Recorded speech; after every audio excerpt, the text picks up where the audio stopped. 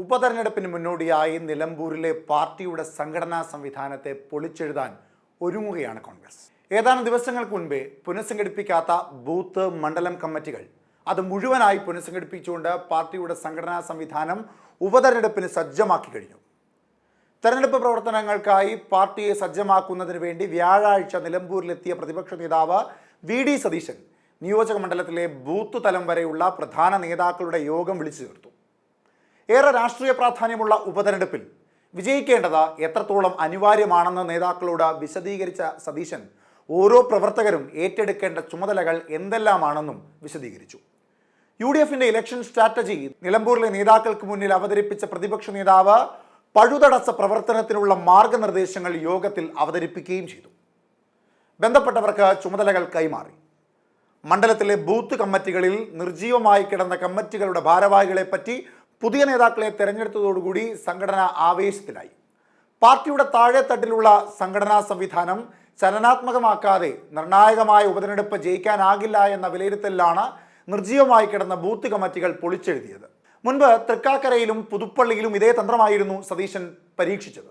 പുതുപ്പള്ളിയിൽ മണ്ഡലം കമ്മിറ്റികൾ പോലും ഇല്ല എന്ന സാഹചര്യത്തിൽ നിന്നായിരുന്നു കോൺഗ്രസ് ഒന്നിൽ നിന്ന് തുടങ്ങിയത്. അതേ രീതിയിൽ മണ്ഡലത്തിലെ നേതാക്കളുടെ യോഗത്തിൽ തെരഞ്ഞെടുപ്പിൽ സ്വീകരിക്കേണ്ട തന്ത്രങ്ങൾ എന്തൊക്കെയാണെന്നും സതീശൻ വിശദീകരിച്ച് നൽകി. പ്രതിപക്ഷ നേതാവായ ശേഷം നടന്ന ഉപതെരഞ്ഞെടുപ്പുകളിൽ 1996 മുതൽ ഇടതു കോട്ടയായ ചേലക്കര ഒഴികെ എല്ലായിടത്തും UDF വിജയക്കൊടി നാട്ടിയപ്പോൾ തന്ത്രങ്ങൾ ആവിഷ്കരിച്ചും പ്രവർത്തനങ്ങൾക്ക് നേതൃത്വം നൽകിയും മുന്നണിയെ മുന്നിൽ നിന്ന് നയിച്ചത് വി.ഡി. സതീശനായിരുന്നു. ഇത്തവണ LDFിൽ നിന്നും മണ്ഡലം പിടിച്ചെടുക്കുക എന്ന വലിയ വെല്ലുവിളി തന്നെയാണ് സതീശനും UDFനും മുൻപിലുള്ളത്. തെരഞ്ഞെടുപ്പ് പ്രവർത്തനത്തിലും ആസൂത്രണത്തിലും പ്രത്യേക മികവ് പുലർത്തി പോരുന്ന സതീശൻ പാർട്ടിക്കുള്ളിൽ ഇലക്ഷൻ സ്പെഷ്യലിസ്റ്റ് എന്നാണ് അറിയപ്പെടുന്നത്. ഓരോ മണ്ഡലങ്ങളിലെയും സവിശേഷ രാഷ്ട്രീയ സാമൂഹ്യ പ്രശ്നങ്ങൾ തിരിച്ചറിഞ്ഞ് അതിൽ മേൽക്കൈ നേടാൻ ഉതകുന്ന തന്ത്രങ്ങൾ ആവിഷ്കരിക്കുകയും വിജയമുറപ്പിക്കാൻ സംഘടനാ സംവിധാനത്തെ എണ്ണയിട്ട യന്ത്രം പോലെ ചലിപ്പിക്കുകയും ചെയ്യുന്നതാണ് സതീശന്റെ ശൈലി. അതേ തന്ത്രവും പ്രവർത്തന രീതികളുമാണ് നിർണായകമായ നിലമ്പൂർ ഉപതെരഞ്ഞെടുപ്പിലും പയറ്റാൻ പോകുന്നത്. ഇടതുപക്ഷം അവരുടെ സിറ്റിംഗ് സീറ്റ് നിലനിർത്തുക എന്നതിലുപരി PV അൻവറിനോടുള്ള പകവീട്ടലായി കൂടി ഉപതെരഞ്ഞെടുപ്പിനെ കാണും. ഈ സാഹചര്യത്തിൽ വിജയത്തിൽ കുറഞ്ഞതൊന്നും ഇടതുപക്ഷത്തിന് നിലമ്പൂരിൽ ആലോചിക്കാൻ പോലും വയ്യാത്ത അവസ്ഥയിലാണ്. മാത്രമല്ല 9 വർഷമായി കൈവേളയിലിരിക്കുന്ന മണ്ഡലത്തിൽ ഭൂരിപക്ഷം ഉയർത്തുക എന്നതും അവരുടെ പ്രസ്റ്റീജ് ഇഷ്യൂ ആണ്. അല്ലാതെ വന്നാൽ പതിറ്റാണ്ടുകൾ പൊരുതി ലീഗ് കോട്ടകളിൽ വിള്ളൽ വീഴ്ത്തി ആധിപത്യം സ്ഥാപിച്ച മലപ്പുറത്തെ മറ്റ് മണ്ഡലങ്ങളിലും അത് തിരിച്ചടിയാകുമെന്ന് CPMന് അറിയാം.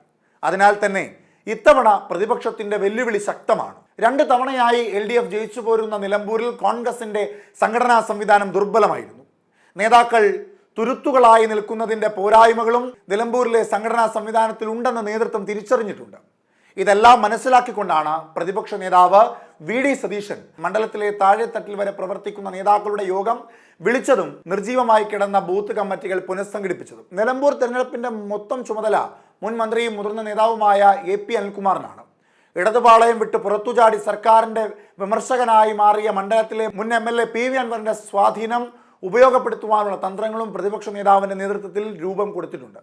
തൃക്കാക്കര, പാലക്കാട് ഉപതെരഞ്ഞെടുപ്പുകളിൽ നേതൃനിരയെ ആകെ രംഗത്തിറക്കിയുള്ള മാസ് ക്യാമ്പയിനിലാണ് പ്രതിപക്ഷ നേതാവ് രൂപം കൊടുത്തത്. സർക്കാരിന്റെ മുഴുവൻ ഭരണ സംവിധാനങ്ങളും മന്ത്രിമാരും എല്ലാം മണ്ഡലത്തിലേക്ക് കേന്ദ്രീകരിക്കുന്ന LDFന്റെ പ്രവർത്തന ശൈലിയെ മറികടക്കാനാണ് കോൺഗ്രസും വമ്പൻ പ്രചാരണ രീതി അവലംബിച്ചത്. സ്വാഭാവികമായും ആ ഒരു രീതി വരാൻ പോകുന്ന നിലമ്പൂർ ഉപതെരഞ്ഞെടുപ്പിൽ കോൺഗ്രസിന്റെ കരങ്ങൾക്ക് കരുത്തു പകരുമെന്ന തികഞ്ഞ ബോധ്യം വി.ഡി. സതീശനെ സംബന്ധിച്ചുണ്ടാകും.